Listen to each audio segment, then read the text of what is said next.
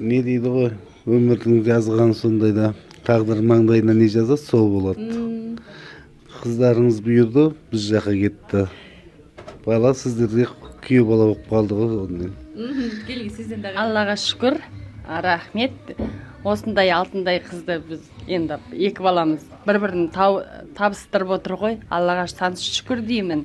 Екі балам бақытты болсын, өмірлі, ғұмырлы болсын, өсіп өнсін. Екі жастың, екі ортаны алтын көпір қылсын. Бақытты болсын балаларым. Сон эми сиздер эми кыргыз эли менен куда болуп калбадыңыздар ба? Анан каада салттары кандай экен? Айырмачылыктар бар бекен апа? Айырмашылықтар енді әрине болады, бірақ біздің де қазақтың салттарына ұқсайды екен. Бізде де мысалы жаңа келе жатқанда арқан керіп күтіп алды. Бізде де ондай салт дәстүр бар енді. Бар аға. Бізде бірақ бұяқта ер азаматтар арқан кереді екен, бізде әйел адамдар кереді Қазақстан.